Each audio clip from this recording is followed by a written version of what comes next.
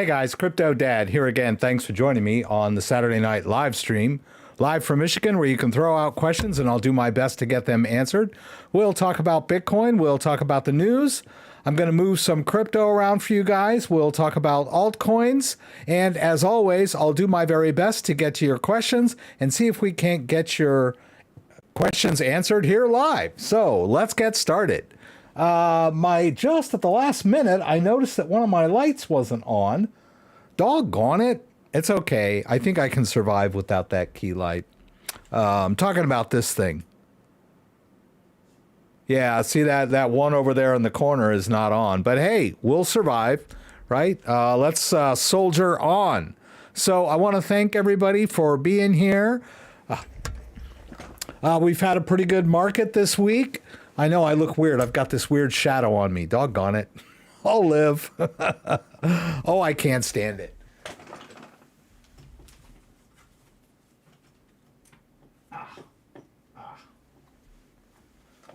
There, I fixed it. Yeah.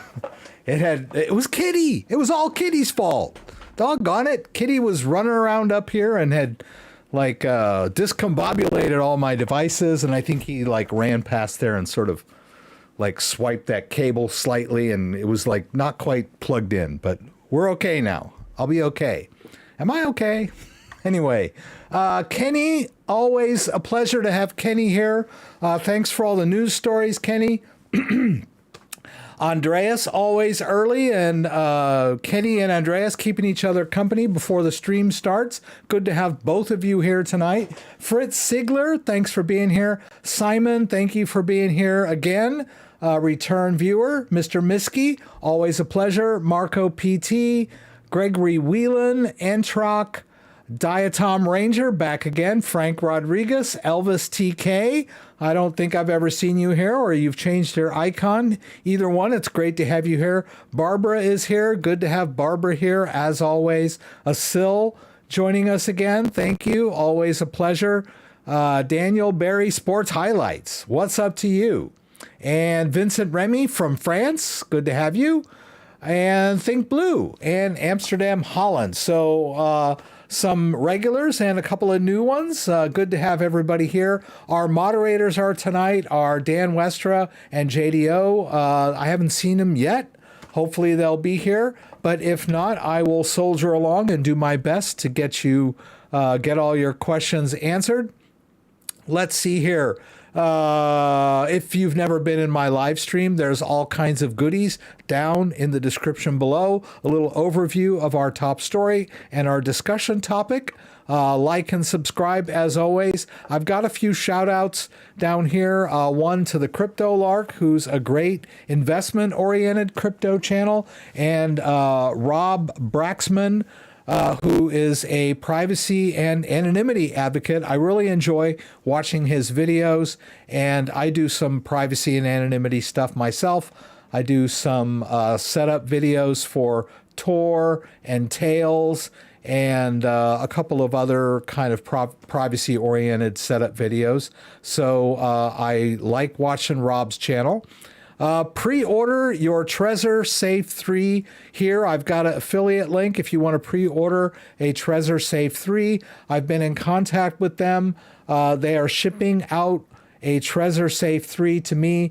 Hopefully it will be here within the week, and I'll be able to do an unboxing demo. I've got an exciting new product from Elapal. They have shipped me one of their brand new Elapal hardware wallets. I'm not supposed to really talk about it, but I'm just kind of giving you guys a shout out that I have it, and I will be unveiling it. I believe November 7th is when they asked me to wait. So kind of excited about that one too. My code for the Ngrave is still good. If you're interested in the Ngrave combo, the Ngrave combo, the Lamborghini of hardware wallets, Does not come cheap, but it's a really great wallet, and the combo comes with their graphene, which is their backup solution. I have a video on the Ngrave. I invite you to check it. I've got a couple of them. One is the unboxing, and the other is doing cash outs. A lot of people ask me, how do I cash out my wallet? So I've got a video on that. I'm going to put those links. Dan is here. It's good to have Dan here. Let's see. Where's my live stream? Down here. I'm going to paste a link to that Ngrave setup video, and then I'll paste a link to that cash out video for those of you who are in. Did I get it? Did I get it? I think I got it. Let's do. I just want to make sure I don't paste the same link twice. I think those are different links. Yeah. So we're in good shape. So check out those deals. And if you're interested in getting a rig like mine, I didn't talk much about the rig, did I? Let's go back to that. No. Yeah. So I've got my rig over here, my Corsair-based rig. It is a Ryzen 9. I forget the name of this thing.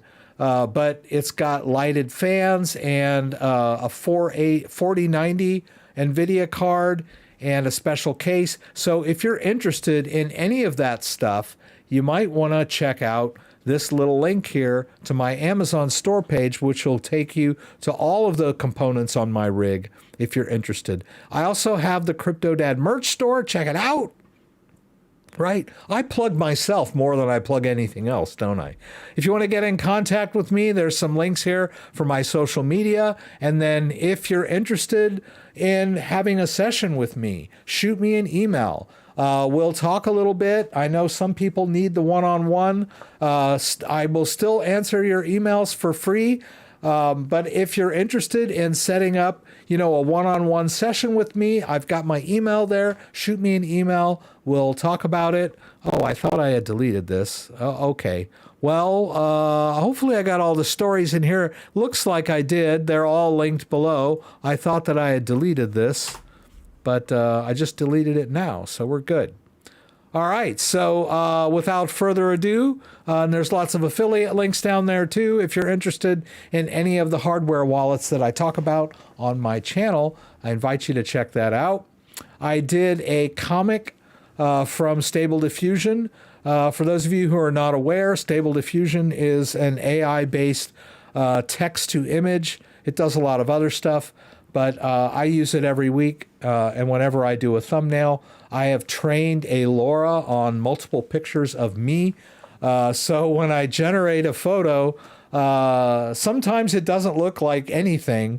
Sometimes it looks just like me. Other times I come out younger than what I really am. And then other times I look more handsome than I am in real life. So I'll take it. But I love doing my thumbnails with Stable Diffusion. And I did a comic one today to show my joy for the great state of the crypto market. So let's jump into the news, guys. Do I use Canada SP internet cable? Do I use category SFTP internet cable? You know what, Amsterdam, Holland? I'm not sure what that is, to be honest with you.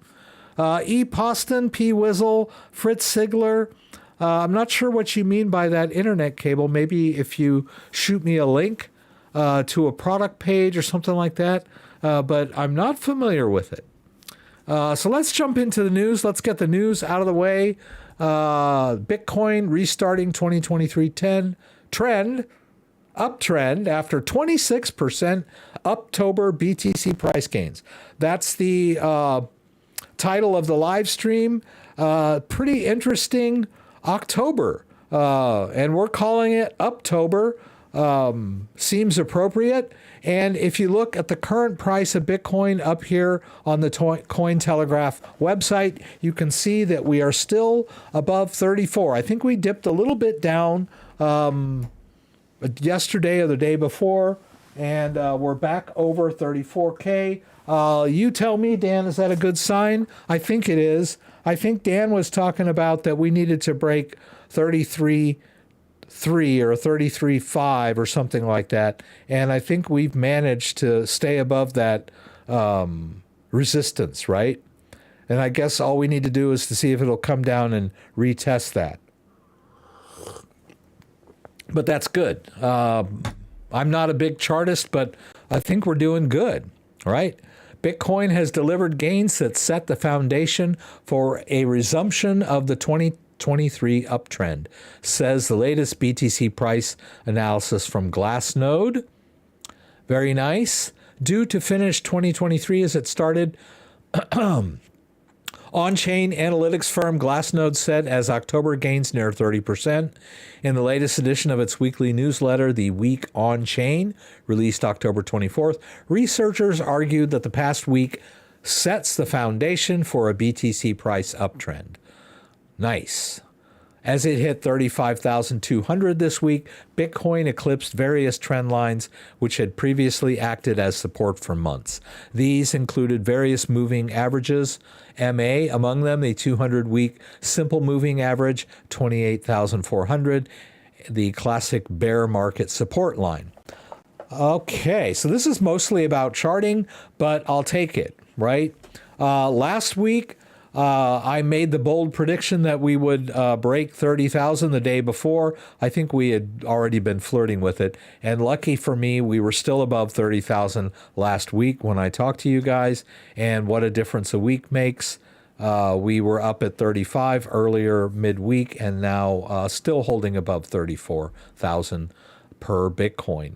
So looking good. I know everybody here is happy. So let's go to the next story. In politics, lesser known Johnson wins speaker job as crypto-focused lawmakers return to old roles. So I think we had a story last week or the week before about the machinations that were going on in the House of Representatives to get a new Speaker of the House elected. Of course, the Speaker of the House is always from the majority party, which is at the current time the Republican Party, but the Republicans had a pretty thin margin, so and usually the Democrats worked against them. So in order to get a new speaker elected, they needed to have almost a full majority of every Republican voting for the speaker. And so it was a little bit of a balancing act. And we had talked how this had affected crypto legislation, because one of the crypto-friendly, or one of the boldest crypto-friendly congressmen was, let's see, Rep. Tom Emmer. The well-liked,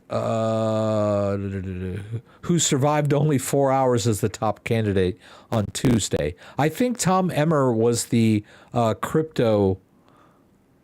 Patrick McHenry. Oh, see, I'm getting confused now. It's Representative Patrick McHenry who's returning to the House Financial Services Committee, where he leads.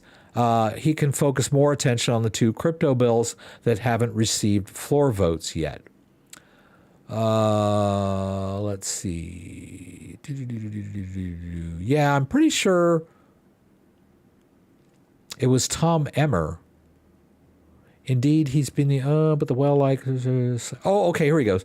Crypto fan Tom Emmer, that's the one. He was in line for the speaker position, but as I mentioned, he only survived 4 hours as the top candidate on Tuesday. But he's going back to his normal role, which I think is party whip. I get all this confused. Basically, now that we have a new speaker, we can get back down to business, and the crypto-related legislation can get the attention it deserves from the people that are no longer having to worry about getting elected speaker. I guess that's it in a nutshell as far as politics goes. But we do have a new speaker. Interesting choice, kind of a second or third tier candidate, but a young guy, hadn't accumulated enough enemies yet to be hated enough to get downvotes, and not well known enough, to prevent the upvotes. and a young guy. If he sticks with this position, he could be around for the next 20 years. So we'll see now that he's in position, and he's fairly conservative too. So it's funny that the Democrats, it was basically the Republicans that got him elected. The Democrats all voted for somebody else. But there were enough Republicans united behind him to get him into this role. So we'll see. Hopefully, crypto legislation will get the attention it deserves, as I mentioned. I wanted to point out this story. It concerns us all. A lot of us are concerned about taxes when it comes to cryptocurrency. And basically, Kraken has been forced to report customers to the IRS that transacted more than $20,000 in trading between 2016 and 2020. And they didn't do this willingly. They were kind of coerced into it, but they did fight it to the point of not releasing certain information that had originally been asked for. Kraken said that it must nevertheless provide the IRS with profile information and transaction records for customers who transacted more than $20,000. Kraken said that it must provide users' names, birth dates, tax ID numbers, addresses, and contact information, and transaction histories. What was the other stuff? Oh, okay. Kraken made a public statement in which it said it had fought the IRS because the tax agency had sought intrusive and unnecessary information about its U.S. clients. Kraken expressed concerns that the IRS could leak this data, exposing its customers to the possibility of identity theft and other risk. The IRS's original order attempted to have Kraken surrender users' IP addresses, banking details, employment information, and sources of wealth, as well as the more standard information that the company must still provide. So the crypto users, be aware. Now, I'm not saying that you shouldn't use Kraken, right? And if you've been using Kraken, it's too late, right? They've already got your data if your trades were over the 20,000 mark. But this does show that you have to take great care where you buy your crypto and where you trade if you're trying to keep your transactions private. It's getting much more difficult to do these days. I'm not saying you should try to avoid taxes either, but there is a certain feeling, I think, among crypto people about keeping your crypto transactions private. And so there's not very many places you can do that if you want to trade crypto, especially in the US. Coinbase had the same thing happened to them a few years back, where they were also forced to release data on large transactions, right? So let's see the next one. I'm going to do another one about crypto privacy. UK bill for seizing illicit crypto finally becomes law. The bill lets law enforcement freeze crypto without a conviction, promising faster and more substantial seizures. Bill that will help law enforcement agencies seize and freeze crypto used for crime became law on Thursday after receiving the King's approval. Ho, ho, ho. The Economic Crime and Corporate Transparency Bill covers a range of criminal activities from drug trafficking to cybercrime. Provisions in the bill give broader powers to local cops who will let them seize crypto with criminal links without a conviction. Well, that's interesting. I thought the conviction was the part where you actually proved whether someone was guilty or innocent. So, they're talking about drug traffic and cybercrime, and everybody's like, oh, yeah, we got to fight that stuff. But this bill allows them to seize funds without a trial or a conviction. So we don't really know whether they are. The government just says they are, particularly in time-sensitive cases, right? The bill was introduced last September, and since then, amendments have been added to ensure the measures were extended to cover terrorism. Separate provisions to help authorities seize other assets can help identify crypto-linked crime were also added, as it was passed Parliament on Wednesday. Okay, although the UK has expressed a desire to become a global hub for crypto and has passed some legislation to legitimize crypto in the country, it has also been clamping down on crypto crime and scams. Law enforcement agencies have already seized hundreds of millions of pounds worth of crypto tied to criminal activity and have placed crypto tactical advisors in police departments nationwide to assist in investigations. Well, they didn't really explain how they are going to seize people's crypto. My guess is that this has to be crypto that is on an exchange. If you have crypto in your own wallet, it is not so easy for the government to seize your crypto. Of course, they can threaten you with jail and all of the other stuff that the government can do. But if you have the private key, you can refuse to give it to them, right? It's not like money in the bank. Money in the bank can be seized with the flick of a switch. But money that you keep in your own wallet is much more safe and secure from government overreach. So once again, guys, keep your crypto in your own wallet, right? And if they were trying to seize crypto in your wallet, they probably are going to need to convict you of something in order to compel you to turn over the private keys of your crypto. So that's a little more difficult, right? If they just suspect you of some kind of crime, then they can seize the money out of your bank or, well, in this case, your cryptocurrency exchange. So another good reason to keep your crypto in your own wallet. Now I'm going to give you an update on the SBF trial. It's getting down to the wire, it seems like. Sam Bankman-Fried throws Caroline Ellison under the bus in testimony. This was predictable. She was his close confidant. She was supposedly in charge of the Alameda research, and she has turned state's evidence. And I think I mentioned a while back that when someone turns state's evidence, it's difficult because the defense attorneys can claim that they're biased witnesses trying to save their own skin. And of course, I'm sure Sam's lawyers told him that, he should blame her.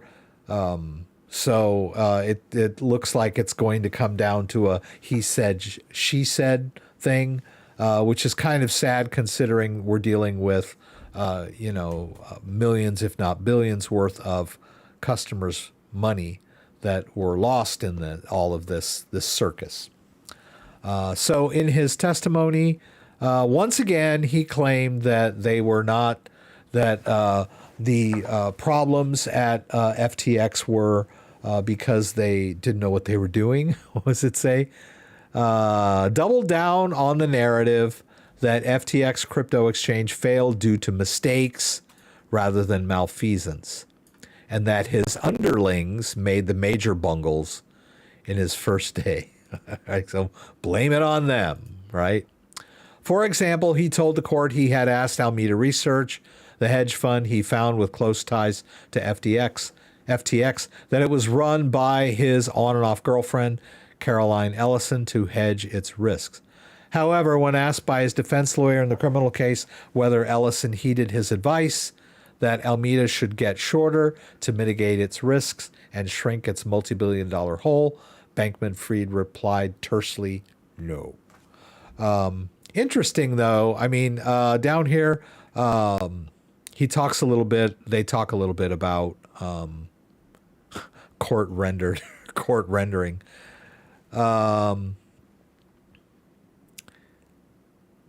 Gary Wang is also testifying against Sam Bankman-Fried. He is apparently the tech guy. And prosecutors previously said Alameda's ability to, quote, go negative, Alameda Research, was key to its ability to withdraw limitless amounts of FTX users' money. At the core of the prosecutor's case against the FTX founder is that he used his trading shop to steal from customers. As he explained, the allow negative feature, Bankman-Fried punted blame to his former colleagues, prosecution witness Gary Wang and Nishad Singh, who he says implemented the infamous system in response to Bankman-Fried's unspecified guidance to fix the error. Okay, so Sam Bankman-Fried's like, fix it, fix it. I don't care how you do it, just fix it. Not being specific here, but I'm telling you, fix it. So they fixed it. And yeah, so I didn't tell them exactly what to do. I just told them to fix it, right? Which was stop us from bleeding money and going broke. A core element of Bankman-Fried's strategy thus far has involved casting blame on former colleagues. In general, Bankman-Fried said he supervised Wang, FTX's head of technology, and Singh, its chief technology officer, but alleged they were empowered to make their own decisions, with Bankman-Fried serving more as an advisor. Okay. Yeah. Okay. Yeah. I don't remember where I read this, but the consensus is that if the trial had been going better for him, he would not have testified, right? The fact that he is testifying smacks of desperation, that he's getting up there on the stand and blaming his colleagues. I don't know, of course we can't see him. I don't know how well he presents himself in public, is he a good public speaker? I don't know, but we'll see. I don't know that anyone there comes off looking squeaky clean, Bankman-Fried or any of his cohorts. So it's going to be tough for the jury, I think. All right. And the last story, which I covered in a video yesterday, crypto wallet Trezor looks into phishing campaign, execs says. I know I analyzed this story pretty heavily before I did my video yesterday. There is a phishing campaign targeting Trezor users. We don't know if the reason that they're being targeted is that the attackers are aware that they own Trezors, or if it's just a random scam email designed to, that is designed to trick Trezor users. I mean, I know there are a lot of scammers that send out messages such as your Bank of America account has a problem. And a lot of people get those, and sometimes you'll get something like that, and you're like, well, I don't even have a Bank of America account, right? So that's obviously a random phishing email. So the article goes into, there were a couple of end users, Zach XBT, and then a Twitter user named JHDN. And basically, I think Zach said he knew somebody.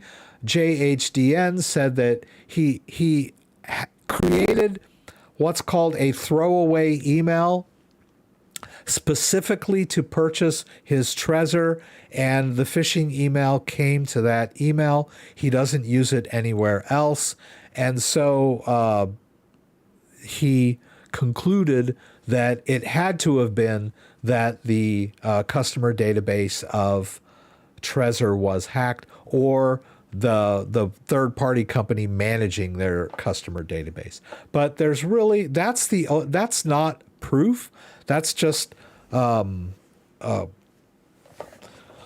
we might call correlation, which doesn't prove causation, but it is a pretty good circumstantial argument that if someone has used an email specifically for Ledger and never used it anywhere else, then to get a phishing email directly to that email address does tend to point to the customer database being hacked. But we don't know that for sure. Trezor has not said anything about that.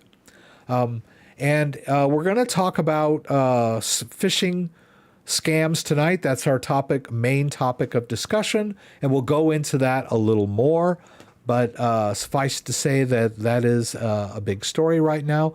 Trezor has not announced that they are aware that their database was hacked, their customer database. And keep in mind, even if their customer database was hacked, that's bad, but that does not affect the security of the device. I know people that are not crypto savvy, it's a very fine distinction. But the Trezor device has not been hacked. There is simply a phishing campaign seemingly directed at Trezor users, which tends to point at the fact that perhaps they have specific Trezor customer database. Could have been an inside job, could have been a leak, could have been a hack, we don't know. And Trezor has not confirmed that there has been a hack of their customer database. All right, let me get caught up with the stream. I want to thank everybody again for being here tonight. Dan and JDO, thank you both for being here. Our moderators tonight. I do believe Bitcoin will drop back to 25K. So Dan, our resident chartist, less likely it will happen without a black swan event. The chances of a black swan are very possible. Recession is right around the corner, and the warmongers are getting edgy. So yes, we have geopolitical, macroeconomic factors in play, which could bring about a black swan event. It's very likely. I totally agree with Dan. If it could be something involving the Ukraine war, the Israel they're fighting the West Bank too, but it's mostly Israel versus Hamas, which is based in the Gaza Strip. So this could bring in extra players. Iran could get involved. So we're looking at a lot of geopolitical risks right now that could affect the economy and also the crypto market. Just like the black swan event of 2020, when COVID hit, there was a huge sell-off and a flight to capital, which that people were selling everything to get dollars. So we'll see what happens. Let's see. ThinkBlue Mt. Gox has to issue 142,000 BTC to former users. Mt. Gox was hacked a couple years ago. Also, Digital Galaxy Group owes the Winklevoss a large sum of Bitcoin. So those two events could cause some Bitcoin to flood the market. But if I was awarded Bitcoin as part of a settlement of Mt. Gox, I would it would be in my best interest not to flood the market with all of my Bitcoin. Maybe I'd sell some of it, but not all of it. But not everybody thinks like me. Some people that were holding Bitcoin on Mt. Gox back in the day are probably more than eager to cash it in now. It's worth much more than it was back then. There's a guy in Germany who's in jail and refusing to give up his private key. LOL. Hey, it happens. Could it be a crime to withhold your private keys? I believe so. I believe if the government has a search warrant, it's illegal for you to not open your closets and safes and whatever. I think if the government has a search warrant, right, you're not allowed to block. You got to give them. Well, they'll break down your door most likely, and maybe even break open your safe. But who knows how that works? The crypto private key or a wallet of some sort is a little bit different. As far as I remember, the government cannot compel you to provide a password. I may be wrong about that, but that is something that So I don't know. I think the government, if you have a phone, they could hold it up to your face while you're handcuffed. But as far as providing a password, I don't know that they can compel you to do that. But in real life, they can threaten you with jail or throw you in jail. But, only you can reveal something that's in your brain, right? So. Let's see, Rex, I think your mic overdrives sometimes. Either your settings are a little off or your mic starts to break. Am I going too loud? It looks like I'm kind of... I can pull it down just a little bit. Maybe I'm getting too close sometimes. But I just pulled down the volume on the mic just a tad. Thank you for confirming that. I would be interested to know if his mic is using a USB connector, as Rex says USB ERC issues. Yeah, I don't know that there's any mics that don't use USB. I guess it could plug directly into my sound card with a jack. I've never even thought about that.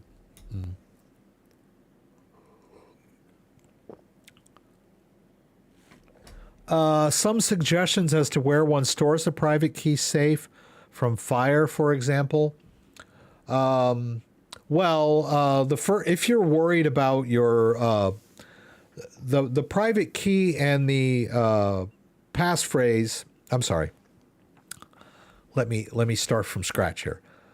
Your private key is a number that is on your hardware wallet.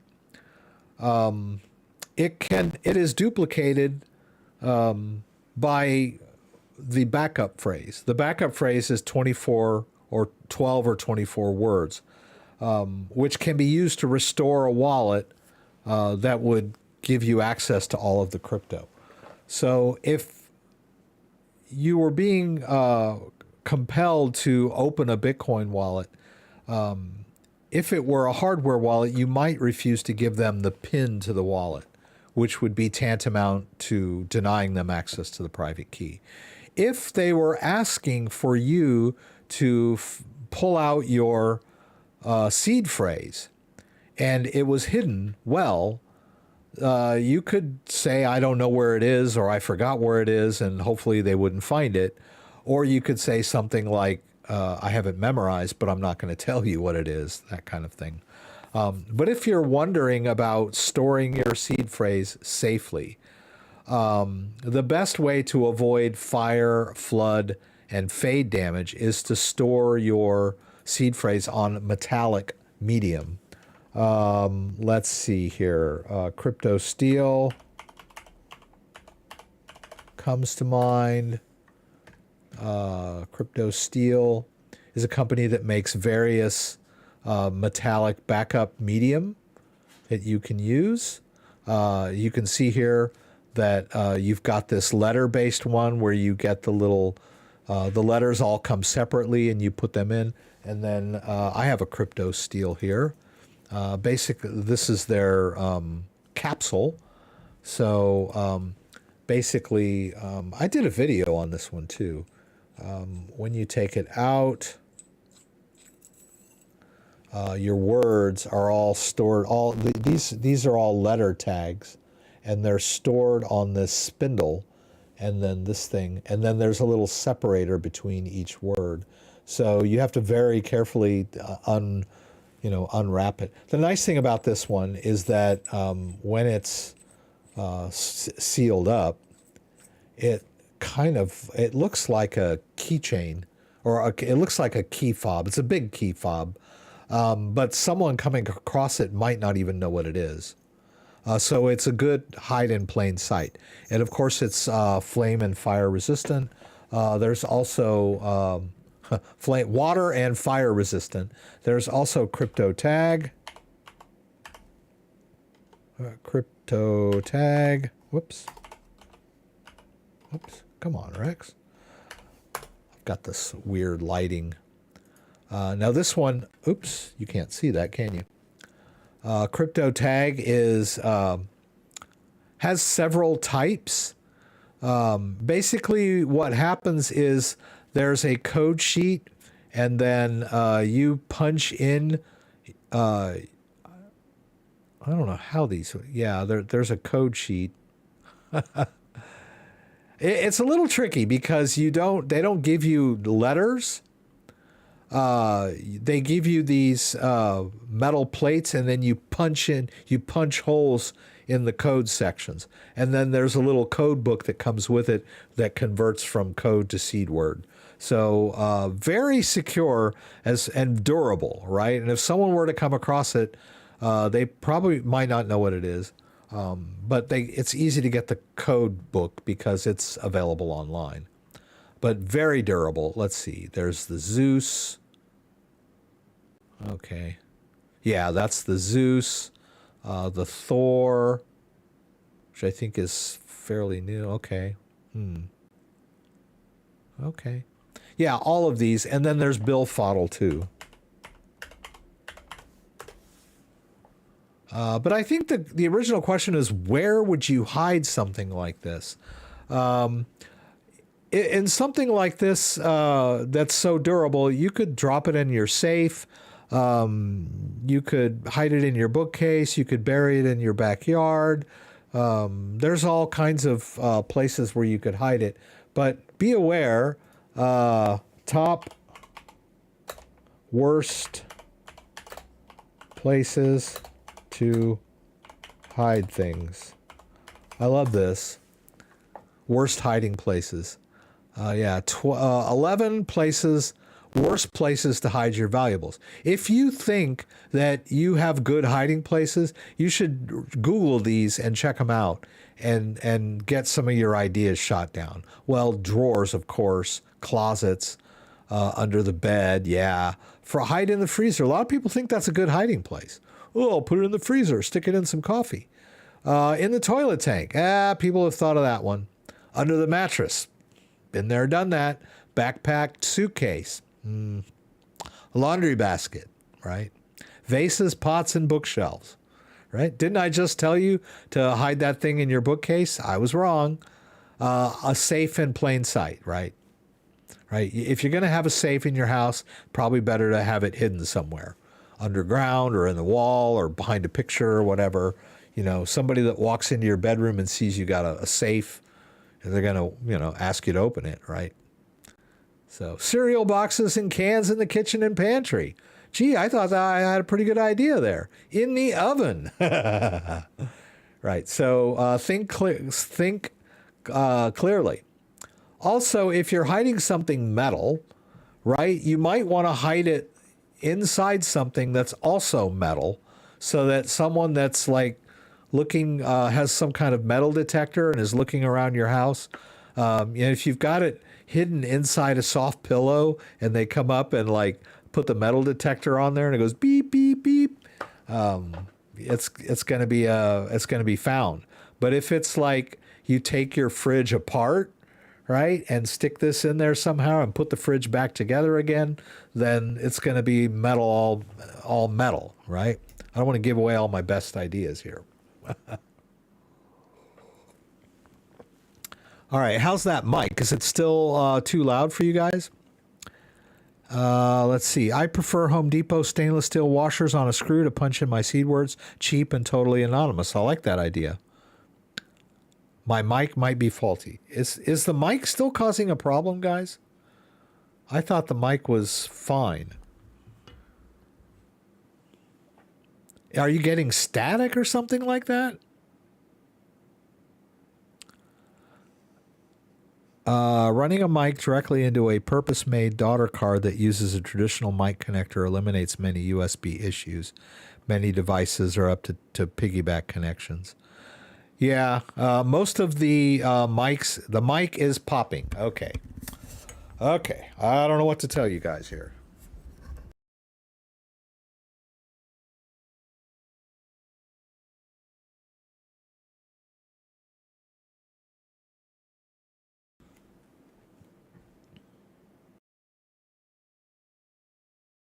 Well, that would be a problem if I did that. So mic still cracks now and then. Okay. Oh, God. Okay.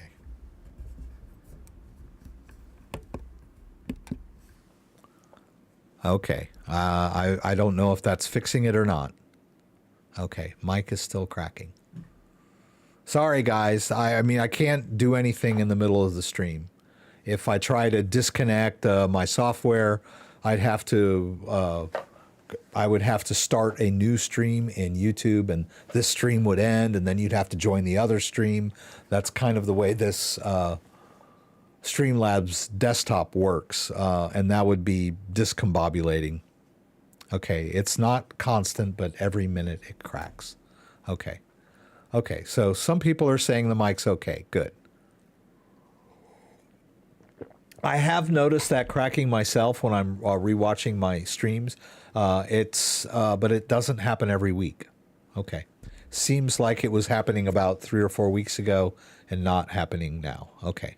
Thank you for the validation, guys. I will take a look at this. I'll maybe think about, I think there might be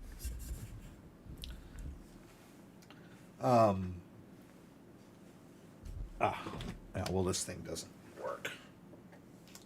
I can't see it clearly, but I believe there is maybe a metal jack on this mic, and I could plug it directly into my sound card that way. That might fix all these problems that we've been having. We'll see. I'll have to get a much longer one. I know I have 1 or 2 laying around here somewhere, but I could test it out. It's sporadic. Okay. This mic is the bane of my existence, I will tell you guys. And this is supposed to be one of the best mics you can get. Elgato Wave 3, their best mic. Okay. All right. Sorry, guys. Okay. So where are we? Almost 7. All my stuff of value is in plain sight. Don't worry, be happy. Thank you for that, Scott. I appreciate that. All right, so I wanted to move. Well, let's talk about phishing. Basically, let's see if I can find this text.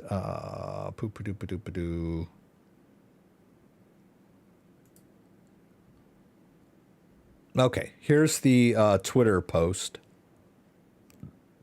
Gonna have to, yeah, okay. So basically, you're getting an email that tells you that you need to update your firmware. And in the email, if there's a link that I think it says, there might, or it might be a button and it says update firmware now. And then it takes you to this page, which is not Trezor Suite. It's their website, but they're pretending to look like Trezor. And after you click Start Update, it goes through some, preliminary stuff. And at one point during that update, it asks you to enter your seed phrase. So we talked I did that video yesterday, the day before. Beware of Trezor wallet phishing scam, and I went through how to protect yourself from this. But in a nutshell, where are we here? Number one, ignore phishing emails. I know people that don't understand what a phishing email is think that when they get an email that they've already been hacked. That's not how it works. The phishing email is it's sort of like if two people want to waylay travelers, right, a guy and a girl, their plan is I'll hide in the bushes, and then the girl will go out there by the car and act like she's having car trouble or the flat tire, and she's flashing her legs or whatever. So unsuspecting motorists will stop, and then the boyfriend or the guy comes out of the bushes and cracks the guy over the head, and they take his money in his car or whatever, right? So, but the setup is the stranded motorist, right? It appeals to your sympathy, right? That's what a phishing email is. If you don't stop to help the person on the side of the road, then you're safe, right? So just having a trap over there on the side of the road is not you getting your money stolen, right? That's what a phishing email is. It's a setup, right? In this case, they're playing on your fear. They're trying to tell you, hey, there's a problem with your wallet. You might get hacked, and so you better run this update right now, or you could lose all your crypto. They're playing on your fear, right? So ignore the email is number one, right? Now you might say, well, what if there is a problem with my device? Well, then you need to go into Trezor Suite and check, right? Or what if there is an update, right? But number one is ignore the email. Number two is if you think you need to run an update, don't click on the button or the link in the email to run the update, right? If we're going to be Trezor specific, if you see an email and you're not sure if it's legit or not, and you're worried, well, they're telling me there's a firmware update for my Trezor. Maybe I should go and check it in my Trezor Suite. So don't have my Trezor connected at the moment, but I can do that. I'll connect my Trezor.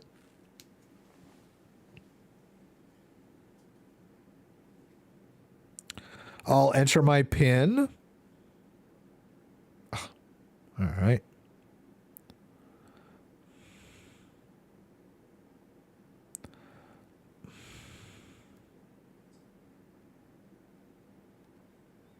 All right, so I've entered the PIN on the device, and we launch Trezor Suite. If there is a firmware update pending that needs to be run, Trezor Suite will let me know. Maybe you haven't run your firmware update that's pending yet. Maybe you haven't connected your device in 6 to 8 months or whatever, and you get this email and you're wondering, oh, maybe there is a firmware update. Well, just go to Trezor Suite, and if there is a firmware update, then run it from Trezor Suite. So to avoid the scam is number one, ignore the email, and you're never in any danger. Number two, if you feel like maybe it could be legit, don't run the update from the email link. That's not the way to do it. Go directly to Trezor Suite and check it independent of the email. Same with all other kind of phishing scams, like there's a problem with your Coinbase account. We need more information, whatever. Okay, so if Coinbase sends you an email that's saying they need more information, then just ignore the email, log into Coinbase, and when you log into Coinbase, it will probably tell you that they do need that extra information. So there's no reason to click the link from the email. It's not best practice. Don't click the link from the email. Don't download attachments from emails. Rob Braxman in the privacy channel that I told you about, that I have a link for down in my description, says that there's really no need to run antivirus and anti-malware software. He says it really doesn't do that much. The best way to avoid viruses is to not click links or download attachments, right? You could survive just by being smart. And let's get to the most important of all. The most important thing to remember about any of these scams or, phishing emails is if your I'll start with this. Don't ever enter your seed phrase into your computer. If a website or software, like maybe you downloaded faux Trezor software, like this actually is software that gets downloaded and run, and even if, I'm getting ahead of myself here, don't enter your seed phrase ever into the software. Now, I don't know if this one works like some in the past have, but I'm going to give you the scenario.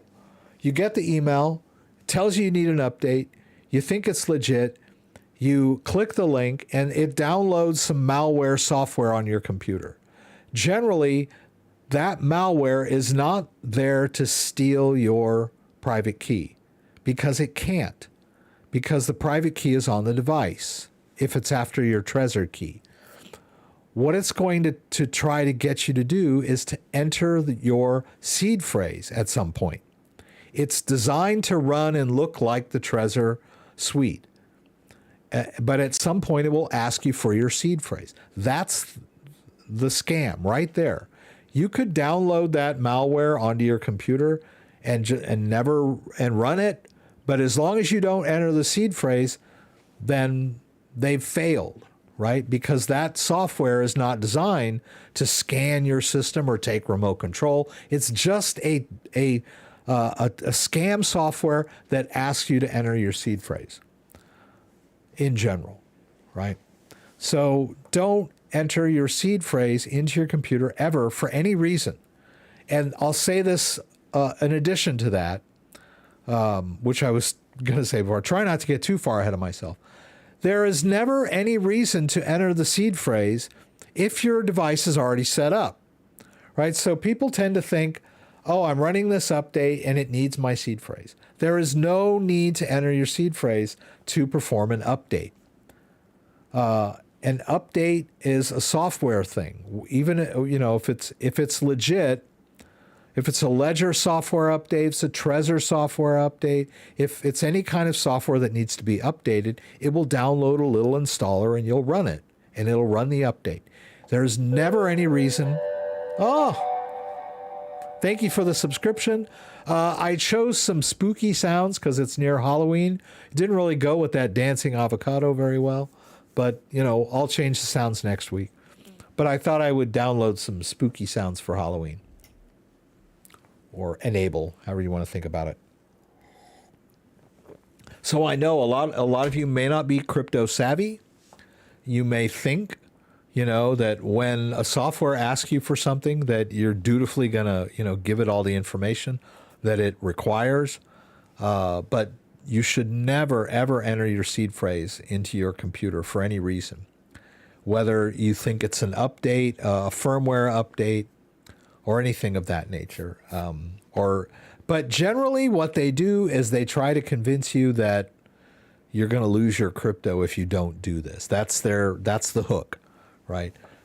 Generally a hacker or scammer the scam is they will tell you you've already been scammed. Right? They'll come at you with, hey, you've just been hacked, right? You just lost all your crypto. But if you follow our instructions, we'll get it back for you. And then you follow their instructions, you enter your seed phrase, and then they steal your crypto. Right? That's how those scams work. So don't ever enter your seed phrase into your computer. Unless, of course, you know what you're doing and you're doing a restore, or you're setting up a brand new wallet. Most of the hardware wallets don't have you enter your seed phrase in the computer. They'll always have you enter it directly onto the device. But there are some software-based wallets that do ask you to enter the seed phrase when you're doing a restore. Metamask comes to mind. So if you're installing Metamask on a new computer or in a new browser and you want to restore your previous Metamask, then in that case, when you're performing a restore, you would type in your 12-word seed phrase. But, that's a specific use case. Phishing scam is hilarious in these times concerning the spam. I get dozens of hits on dating sites. I'm not aware of any non-existent bank accounts will be closed on a daily basis. Yeah, I moved all my assets from Trezor over to Ledger a while ago. I was going to collect my BCT on the hard fork, but never got around to it. So, yeah, I think I brought that up in the video. I mean, if you go through your... we get scam emails almost on a daily basis. And it's pretty... If you go through your... I want to go through... I'll do this on the CryptoDad.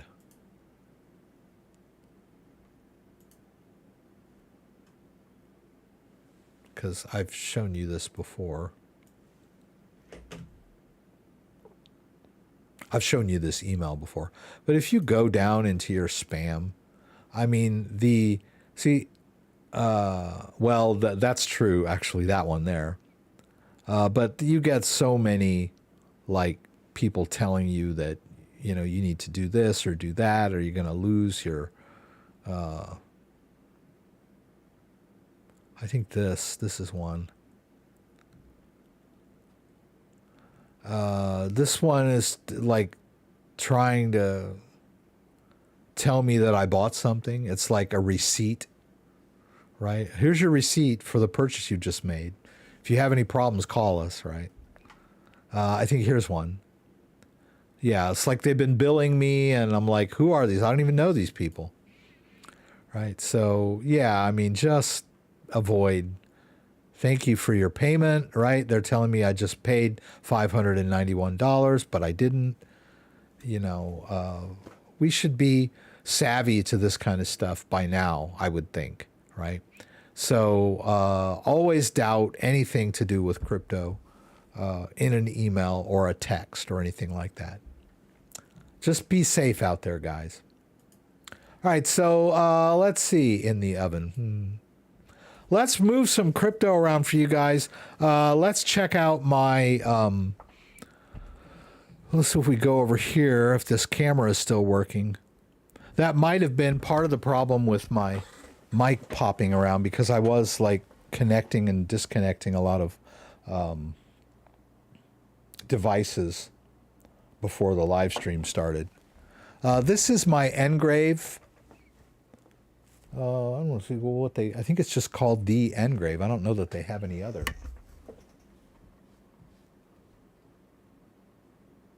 Ngrave.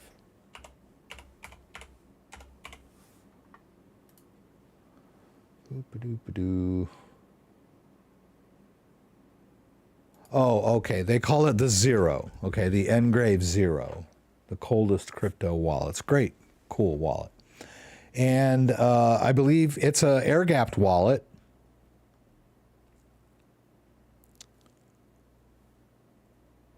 Okay, and then I got to enter my PIN.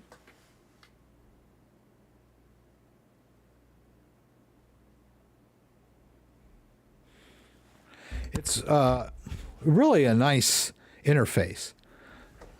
Big screen, and you know, I'm old guy. I need like an easy screen to read, and my fat fingers don't get confused on this screen. So as you can see, I've got several cryptocurrencies here. This is the private key. And you can look at your addresses here if you want to, but you can't really manage your crypto on this device because this is all the only functionality here is it holds your private key. Let me see if I can get my phone working here.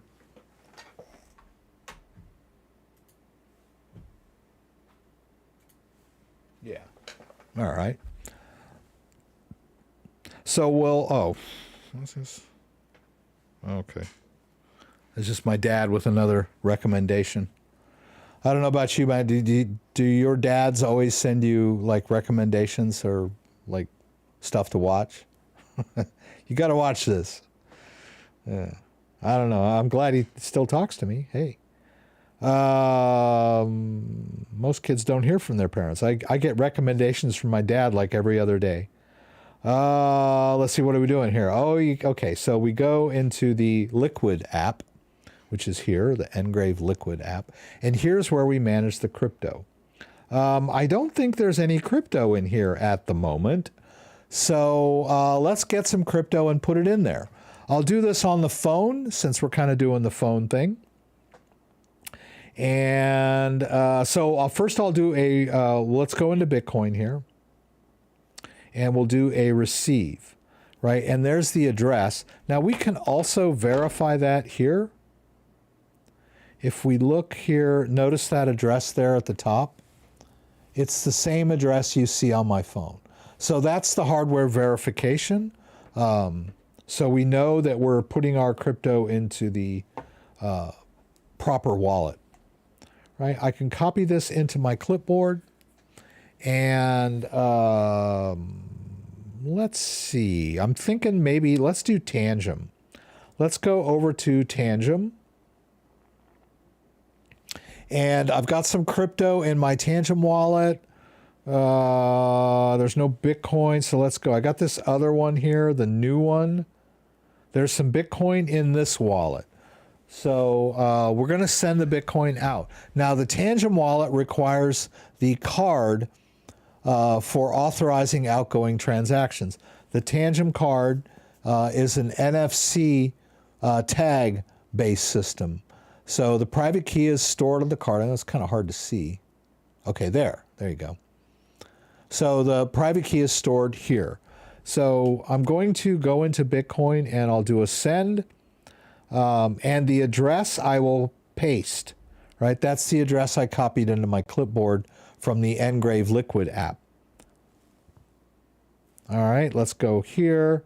And the maximum amount, actually, I don't want to send it all. So let's back it down to maybe that. Yeah, that's about $30 worth of Bitcoin. I know that the camera has gone out of focus here. The camera's playing havoc with me tonight. Okay, camera. Well, you can actually see my phone, thank goodness, because I'm sharing it with my app. So you can see my phone. Okay, there. Let's see, we've done that. Okay, and now we'll do a send. Now, I've got to do Face ID first off, and then I need to put the card in the back. And I've just authorized the transaction. What I really like about the Tangem is that, you set up Face ID, so I don't have to enter a PIN. I just look at the phone to unlock, and then the final authorization comes from the card, and all I have to do is touch it to the back of my phone. I don't have to enter, click any buttons or anything. So it's really easy to use. I like it. So as you can see here, it says transaction in progress. We're sending Bitcoin out, and then we can go back over to the Liquid app.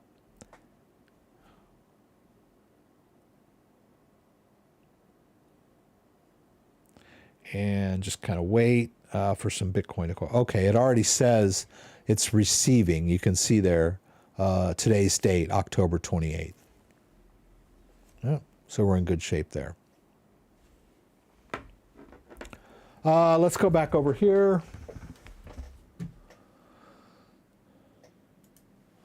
All right, you can still see my phone here.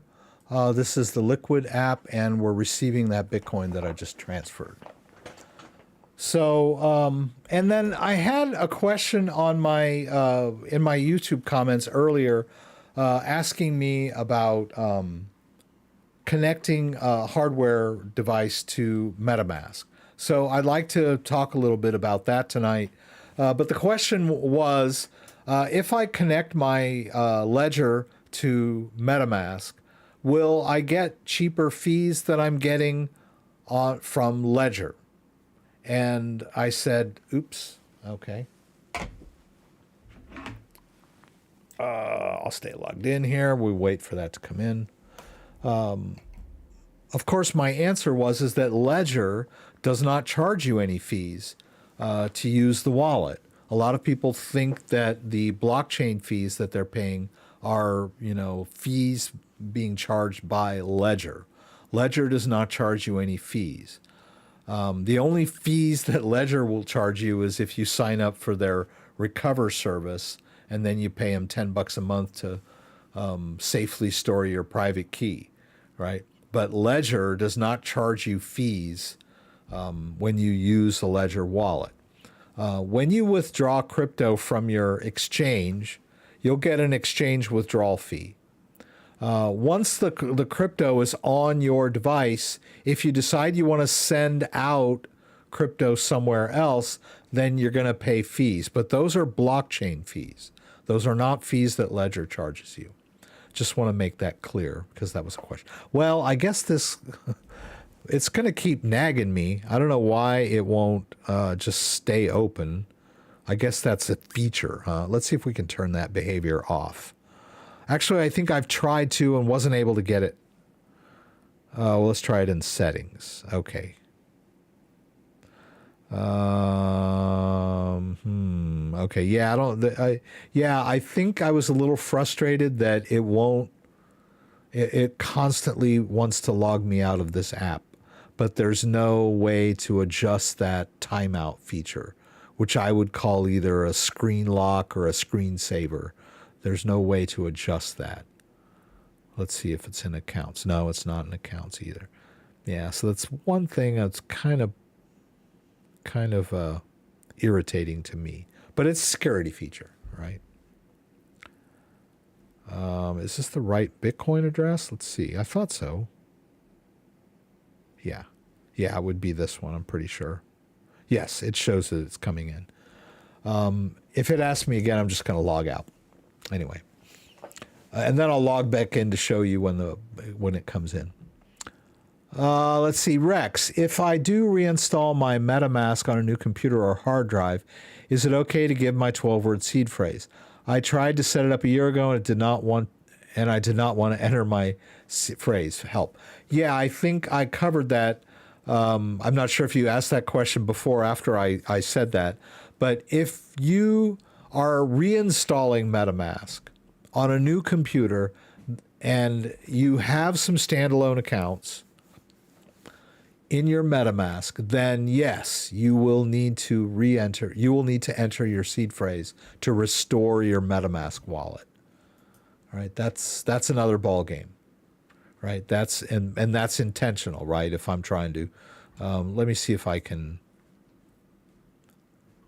Yeah, it's not gonna. Let me put this over here for a minute. I want to make sure that I don't have this here already. Yeah, let me see if I can. Okay.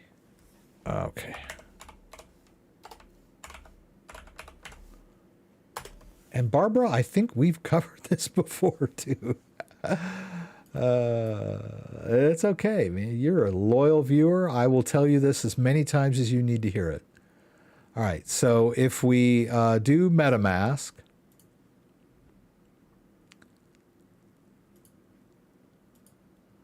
and it's a brand new MetaMask wallet,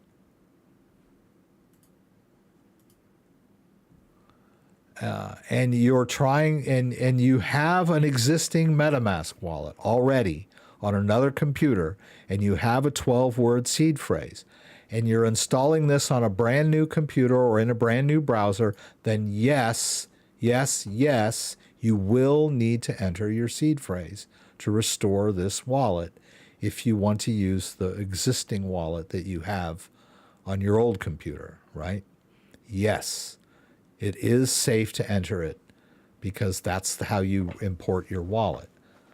Now, you would also, if that standalone MetaMask wallet has like 50 grand worth of crypto in there, and you need access to it in your new computer, then I would say that it would be better to take precautions and make sure that you don't have any viruses or keyloggers or anything else going on, or anybody looking over your shoulder while you're doing this. This is a very private process. But yes, if you're installing it on a brand new computer, yes, you need to enter your seed phrase. But what I wanted to cover tonight, the difference between a standalone MetaMask account and a MetaMask account that's attached to a device. Let me just open this up here. I'm going to take MetaMask kind of full screen here. I've kind of emptied out this MetaMask wallet, but I'm going to go back to the Ethereum network. Now, if we look at my MetaMask, you can see that I've got so many accounts on here. It's just so busy. I know it's a little confusing, but down here are the two ledger accounts. You'll notice here that it actually denotes them. It says that these are ledger-based accounts. Let's delete them.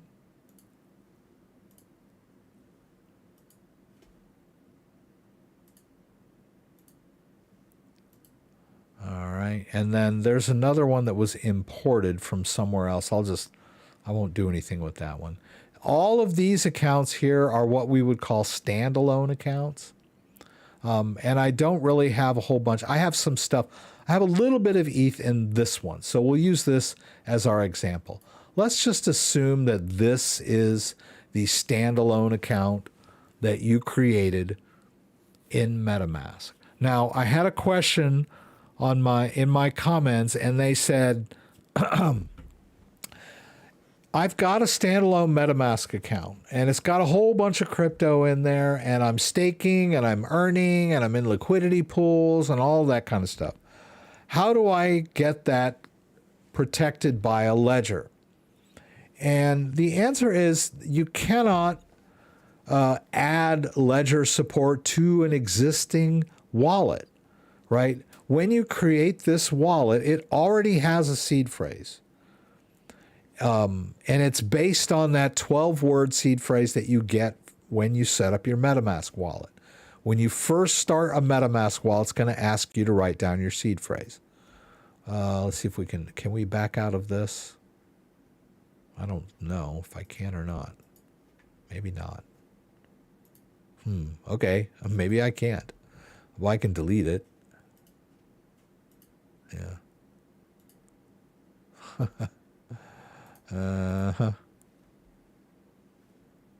Okay.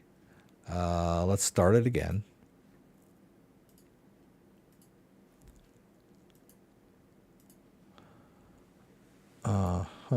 Okay. I thought we just did this.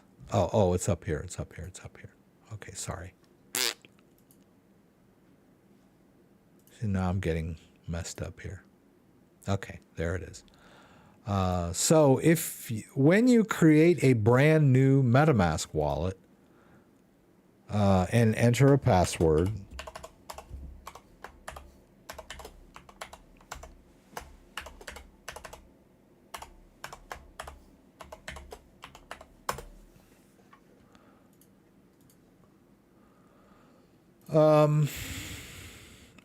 you can skip the backup phase, but it's not recommended because it's just going to keep nagging you. But it gives you a seed phrase here. I'm not going to reveal it to you guys, but this is what you're given when you start a brand new wallet. It's 12 words, and you write them down on a piece of paper. So when you're in MetaMask, those 12 words are the key that generated these wallets. So that is an existing key. You simply can't change it, right? You can't just say, you know what, this whole wallet here, I want it to be in my Trezor now, and with my new Trezor seed. It doesn't work like that, right? You can't import a wallet into Trezor, the whole wallet. The only thing you can do is create a new account based on your Trezor. We'll use Trezor today. I don't know if there's much in here with Trezor either. We can do it here. What we want to do is add a new account or hardware wallet, right? We'll add a hardware wallet based on our ledger. Oh, I'm sorry, Trezor. This is a Trezor. I'd be interested in that QR based. I think I might be able to add a like one of those air-gapped wallets. I don't know if I could enter my... Anyway, let's do Trezor first. Getting off topic here.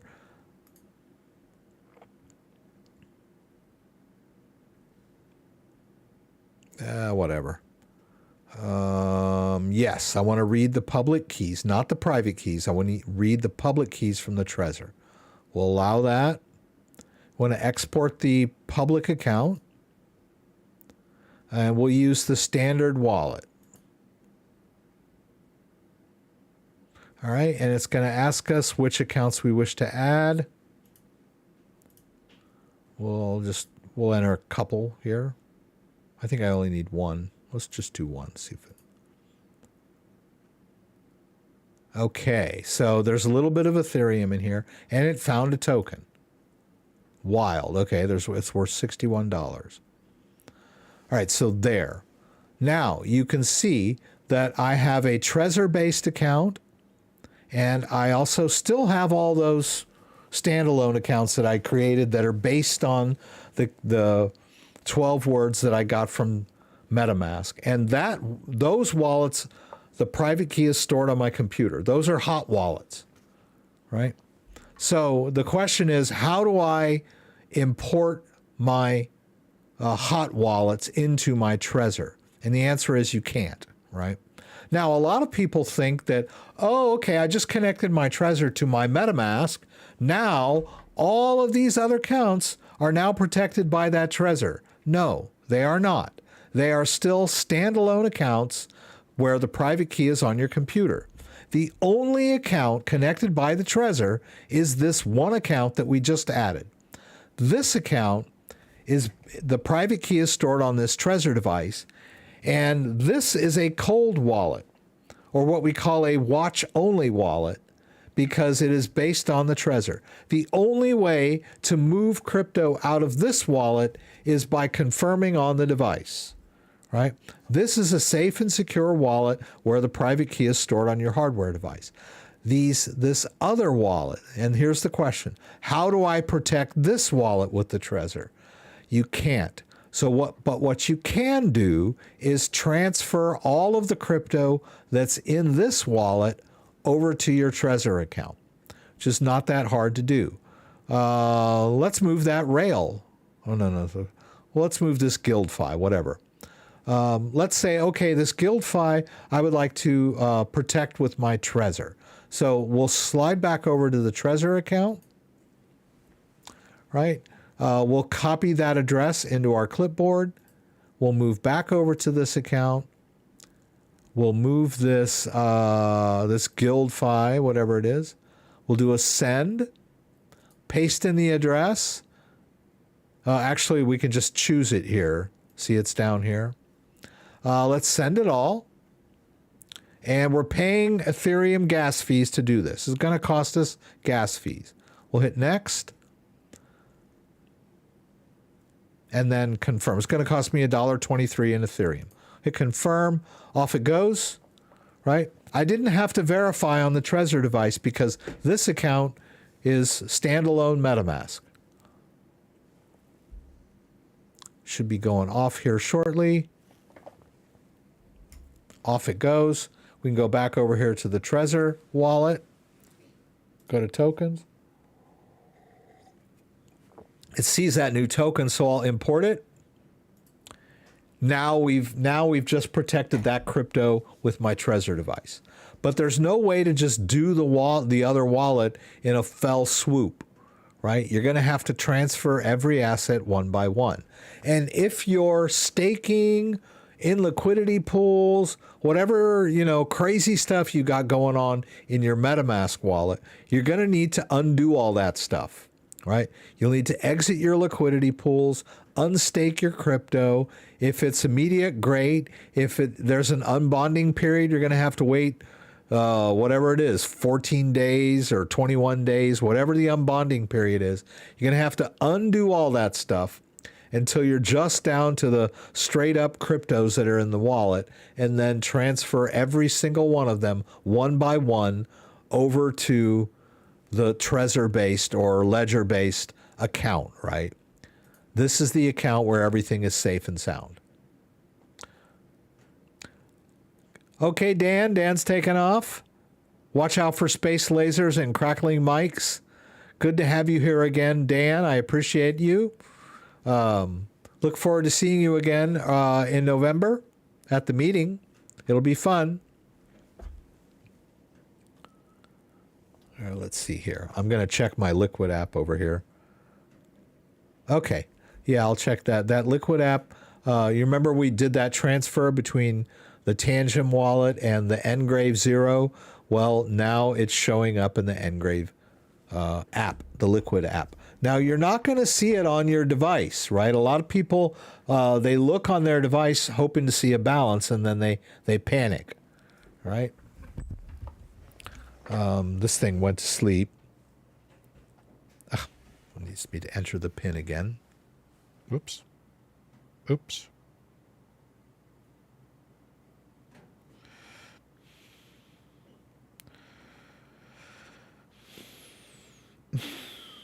What happened here? Let me try that again.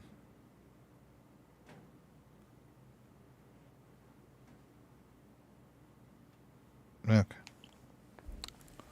See, all I'm seeing here is the wallets, right? I can't manage them. I don't see the balance. But I can see the balance on my Liquid app. So these two work together. This is the hardware where the private key is stored, and the only way you can send crypto out is to authorize with this device. We can send this crypto back out to another device. Maybe the Trezor. Let's send it to the Trezor in Metamask. That sounds like a good exercise.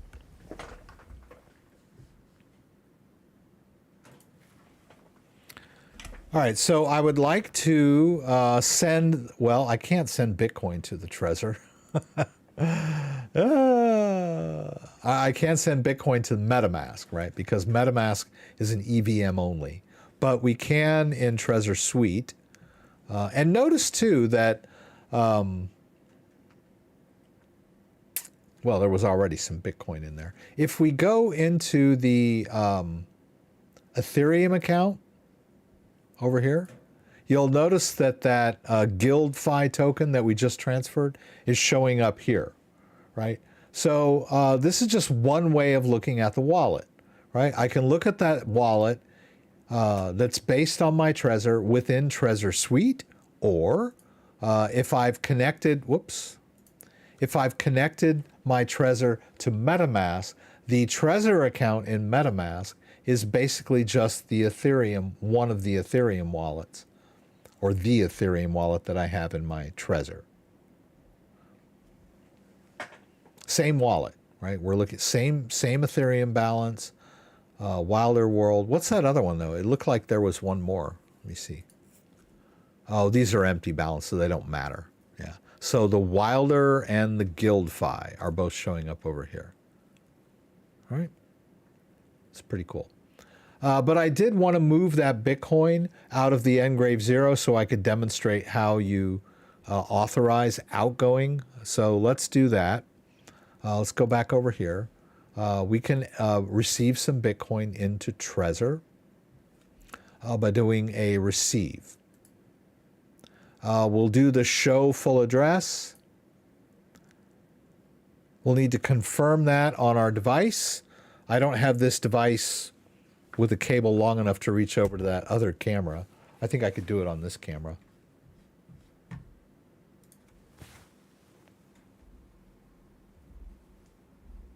It's not ideal. No. It's not ideal because my damn mouth is... Right, so this is what it looks like. And it's, yeah. So we just confirm by hitting this button. Oops. All right, and now we've verified the address on our hardware. We can copy that address into our clipboard. Actually, we don't have to do that. We're not going to do that. What we're going to do is we're going to take the Liquid app. Good. Wow. Okay.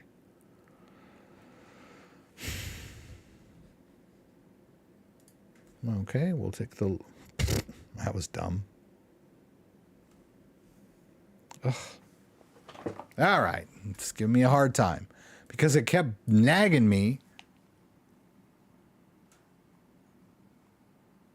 Okay. It kept nagging me and then it logged me out.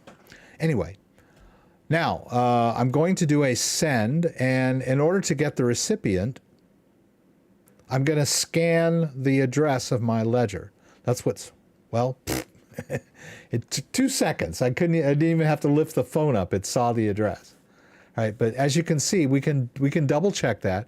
We can see the address here, and then the front the same, right? So we've got the address of our Trezor Suite Bitcoin wallet, right? Now, I'm going to take you guys over to the other camera here.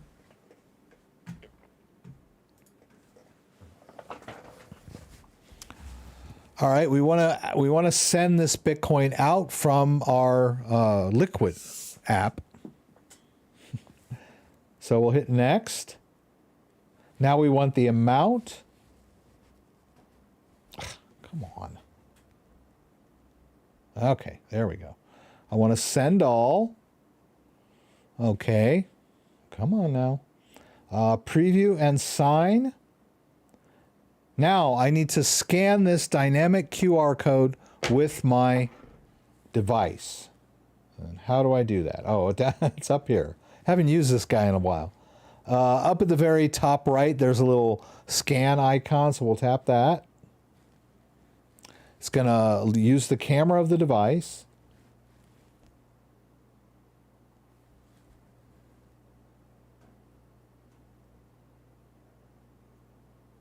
There it goes.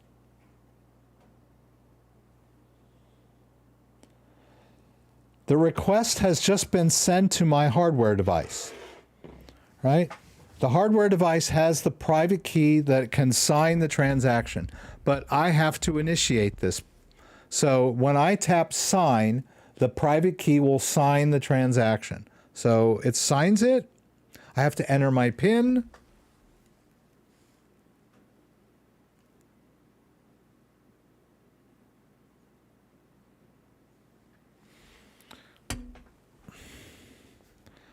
All right, now it's just generated a authorization code. So first the request went in, the request was approved and signed, and now it has generated an approval code, right?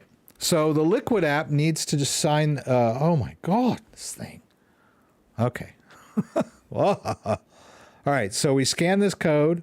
Now we need to scan the approval code from the device. This is an air-gapped wallet. Boom. So the transaction is on its way out. And I can take you guys back over here.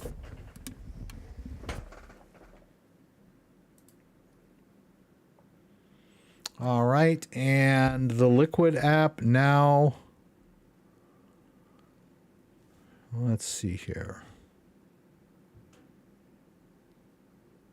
All right, now you can see the updated, that it's now sending out this small amount of Bitcoin on its way out, right? So the Ngrave is a really nice, easy to use,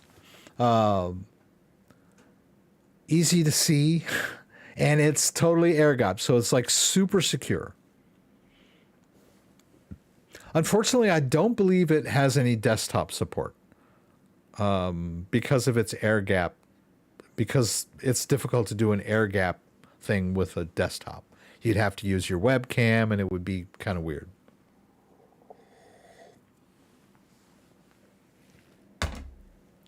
And we should see that Bitcoin coming into my Trezor wallet shortly. There it is. So we have an incoming Bitcoin transaction. All right. And I'm going to log out of this Ngrave app. Boy, it's just irritating. It keeps nagging me to... Okay, well, it's secure, right? It doesn't want to, you don't want your app to just be laying around open for anybody to come up and play around with it, right? Can we see the hardware wallet-based account Metamask in our Metamask mobile? Just see them on my desktop.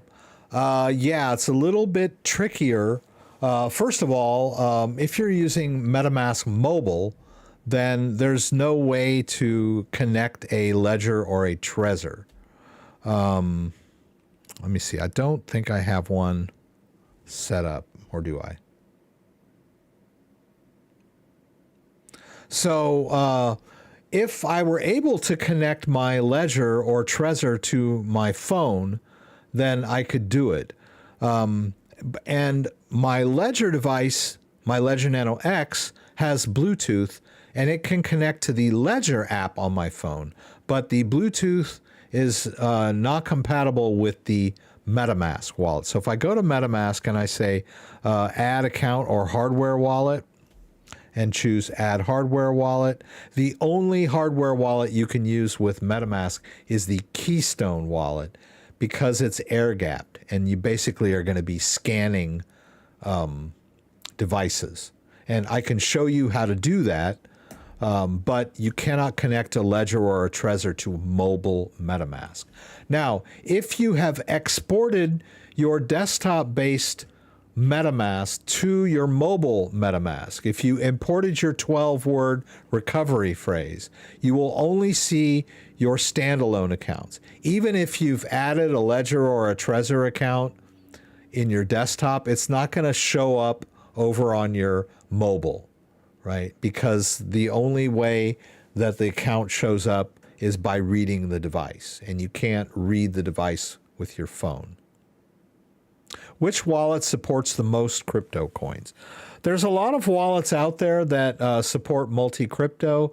I can't give you a 100% this is the wallet that supports the most crypto, but I will tell you that the Ledger device, since it's been around for so long and it's the number one hardware wallet, a lot of blockchain projects have developed apps for the Ledger. So that's why the Ledger device seems to be the king of support. As you may know, the MetaMask wallet only supports EVM chains, right? It doesn't support like Solana or XRP or anything like that.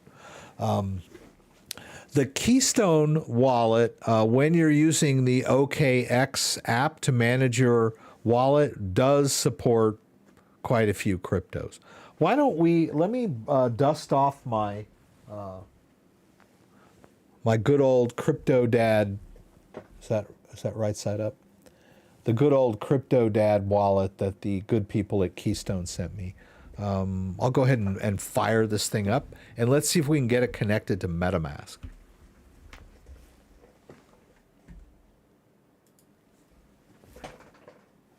Whoops, wrong camera. Let's do this. Okay, so we got to fire this guy up. I think there's enough battery power that this thing should work.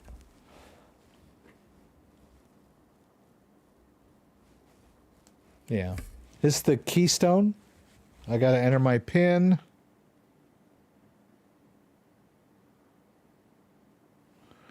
All right. So let's see if we can connect to MetaMask Mobile. So if we continue here, we'll,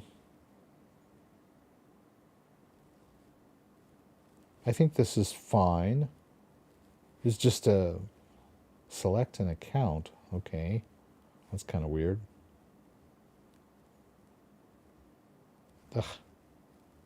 I don't know what's going on here. Let's try that again. Huh.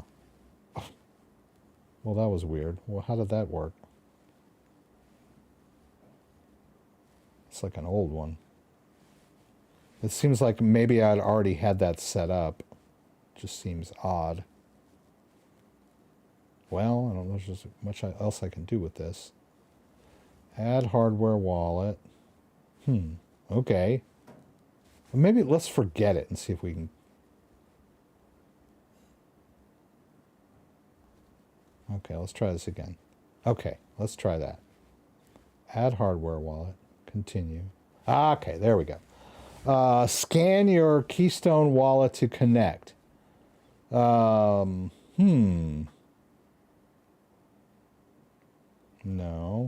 that's not what I need.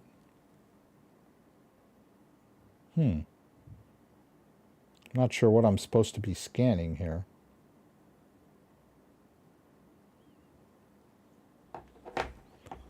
let's see. Let's try. Whoops. Sorry, guys. I haven't done this in a while.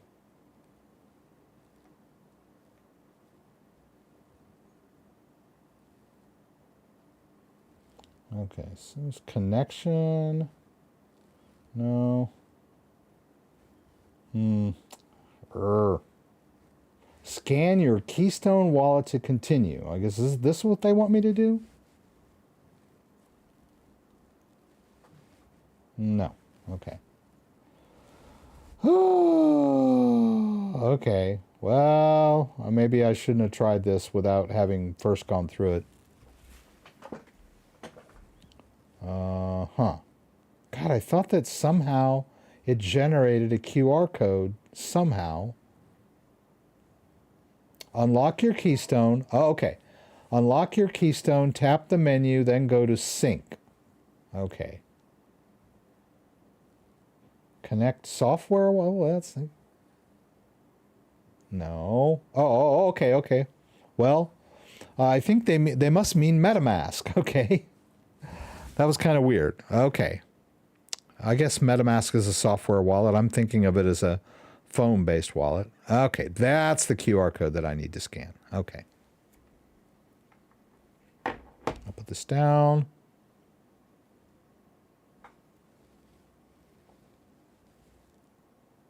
See if I can get this. There it goes. Okay. It's the same one that we did before, right? Yeah. Now it says unlock. Okay, got it. Okay. All right. So it sees that there's some Ethereum in this wallet. But now if I want to move anything out, I need to confirm on the Keystone, just like we did with the the Ngrave 0. All right. So why don't we do that? Let's see if we can move this Ethereum out of this wallet over to, let's say, my Trezor.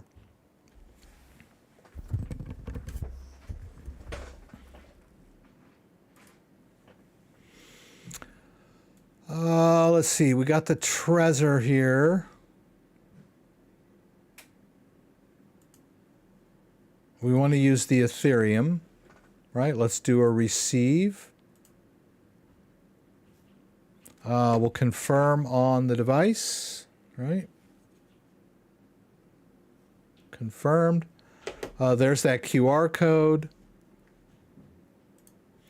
Let's tap the Ethereum here and let's, okay. I want to send it. How do I send it?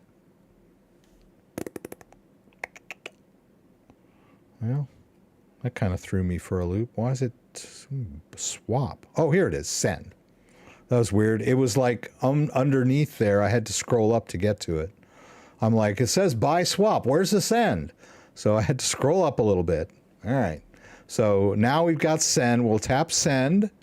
And we want to. Where are we going to send it to? We'll send it over to the Trezor suite. We'll tap that. Scan that address. Now we've got a destination. We'll hit next.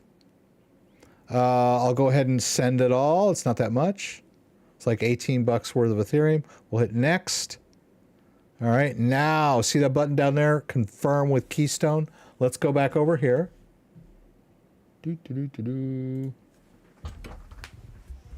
Well, at least this camera's working. I was having trouble with this camera last week. Mike's crackling, but at least this camera's working. All right, so confirm with Keystone is to click here. Now we need to scan this QR code with the Keystone. So Keystone, we open up. This is the Keystone hardware device. We're authorizing the outgoing transaction. We open up the camera to scan that request. Boom, happened really fast, right? The request went to the hardware device that holds the private key. Only the private key can sign an outgoing transaction. So I'm going to do that now by moving this slider. This is me signing the transaction.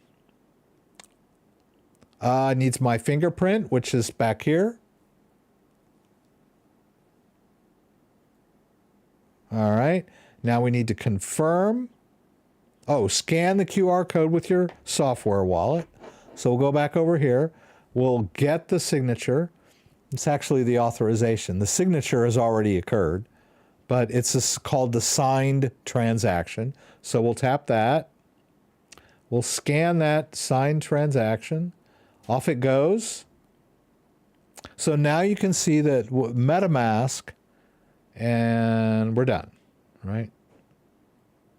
Sent, confirmed, yay. And I can just be done over here. So now this wallet is empty. So, but notice that this mobile MetaMask has two different accounts now. It's got the standalone account, which just happens to be empty. I haven't put anything in it. And it's got the Keystone account, which is also now empty, almost. And they're separate wallets, right? The standalone wallet is, the private key is on my phone, right? It's somewhere on my phone, stored somewhere on my phone. The private key for this wallet is stored on my Keystone hardware device, right? So just using a hardware device with your MetaMask mobile does not protect your standalone accounts with hardware. Still based on your phone, which makes it a hot wallet because the wallet and the private key are on the same device, right? We want to use hardware wallets where the hardware stores the private key separately from the acting part of the wallet, right? The public part of the wallet that manages balances and does sends and receives, right? Well, you guys put me through my paces tonight, right? We moved some crypto around. I didn't really buy any crypto on an exchange, but I did kind of move crypto back and forth between wallets. Ledger supports the most, yeah. Yeah, the Ledger Nano X is their flagship wallet. I still trust Ledger as a wallet. I don't want to use their Recover service, but I do trust their Ledger Nano X. I still use my Ledger Nano X. Still got crypto on there. And I believe it's pretty easy to use. I've been using it a while, but some people might find Tangem easier to use, or maybe even Ngrave, although I find air-gapped wallets to be a little difficult to use, right? You got to wrap your head around what's going on. So ease of use, Tangem, Trezor T, and Ledger Nano X.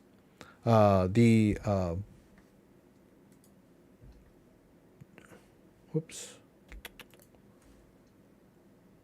I don't have them up here. The Trezor also has the Trezor 1, which is a little bit more difficult to use than the Trezor T. The Trezor T has got that beautiful touch screen. Oops. Model T, great touch screen. Really easy to use. But well, it looks like they don't even have the Trezor 1 anymore. I think it's been replaced with the Trezor 3. They're still on pre-order though. So not quite as easy to use, but still a great wallet. And the same over with Ledger too. You've got Ledger, Ledger Nano X, which is their flagship wallet. Well, if you don't count the Stacks. The Stacks is supposedly their flagship wallet, but they don't have them right now. Nobody can get them. They don't know when they're going to deliver them. So I'm not really going to count that. You might as well just get a Ledger Nano X, right? At least you can get one of those. That's kind of an interesting color. Pastel green, purple, orange. Oh, I like the buttons on that. Or this two-tone. That's kind of cool. Yeah. Ledger Nano S Plus is also a great deal. Not quite well. Ease of use with the Ledger Nano X is about the same. The Ledger Nano X is just more versatile because it has Bluetooth and a battery. So you can use it with your phone when you're in the back of an Uber or at a restaurant or, you know, standing in line at the grocery store or whatever. It's a much more versatile device because you don't have to plug it in to your laptop or anything. You can use it directly with your phone via Bluetooth. So, I don't know. I still love the Ledger Nano X. I think it's a great wallet. Flagship wallet cannot exist. It doesn't exist. Yeah, a lot of people just don't trust Ledger anymore after this whole recover debacle. And I don't blame them. I really can't blame anybody for that. I'm going to go ahead and unplug the Ngrave. I hope you guys enjoyed me demonstrating the Ngrave. Actually, I'm going to leave it plugged in. I'm just going to turn it off so it can charge. You'll notice I had a cable connected to it. That's just a charging cable connected to a charging brick. It wasn't connected with USB. It is a USB cable, but it's not connected to my computer or my laptop. It's on a charging brick. All right.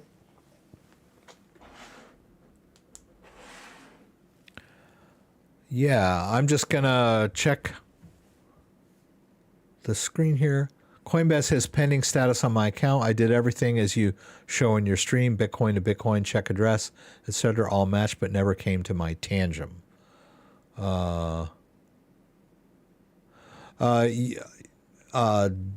Dual citizen. I've had some people trying to make withdrawals from Coinbase. You have to double check in Coinbase and make sure that the funds for the funds for the crypto have been released. Because if you just bought them, you can make the purchase. Let's say you deposit $500 in Coinbase and you buy Bitcoin right away. And now it shows that you have Bitcoin in your account, which I don't at the moment, but if it shows you have Bitcoin. I'm not sure where it is. Well, it says here. And it's not going to show up here. Maybe it's down here. No? No. No. Okay. Let's go back here. See if I can. There's somewhere in Coinbase where it's going to tell you your balance versus your available balance. If you have an available balance of 0, then it's not going to allow you to make the withdrawal. Now, if you made the withdrawal and you go in, let's say you go into Bitcoin and you go to your primary balance and you can see I sent Bitcoin and it's gone, right? And I can confirm that it was sent and it was sent to this address, and I can go back over to my wallet. Let's say if this is Ledger Live, and then you can say, okay, that's the receiving address of my wallet, confirmed, right? For example, this is just an example. This may not be the same address. We'll go over to our receive, and you can say, okay, well, there's the address, and it matches the address in Coinbase that it says I sent it to, right? You're like, okay, that's the address I sent it to. Coinbase is showing me the same address, right? So where is it, right? That's a different story, right? That's where it actually went out. You can confirm it went out to the correct wallet address. It's just not showing up in your wallet yet. Sometimes it takes a few minutes. Sometimes it takes a few hours. Sometimes it could take up to 24 hours when things are really busy and crazy, but that's a rarity, right? What is more likely is that you attempted to withdraw it from your Coinbase account, but you have no available balance. So you went through the motions, but it didn't actually go out. because there is what they call a waiting period or a cooling off period. So I'm not sure which one it is for you. So dual citizen, has it been more than an hour? Has it been more than a day? Has it been 7 days? And you're still not seeing it in your wallet? Or on the other hand, has it only been a day or so since you made the purchase, and so it's not allowing you to make the withdrawal? I don't know what's happening with you. Is it failing to withdraw, or does it tell you that it withdrew but you're not seeing it? It seems complicated. Yeah, it is. Yeah, it is complicated. I don't know, but if he does not get to your question, okay, Skyfall. Can we see the hardware wallet-based account meta? Oh, I think I got to Skyfall. Yeah. I hope that helped, Skyfall. You got that? Cool. And dual citizen, I hope that that Bitcoin transfer works out for you. Bitcoin to Bitcoin, check address, all matched, but never came to my tangent. Yeah. That is kind of weird. I'm just wondering what the time frame on that is. I've heard great things about the blockstream Jade wallet. I've tried to contact them, have never been able to get a response from them. I'd like them to send me one of their wallets. They haven't done so yet. I'll keep trying with them. It seems like a decent wallet. Blockstream Jade.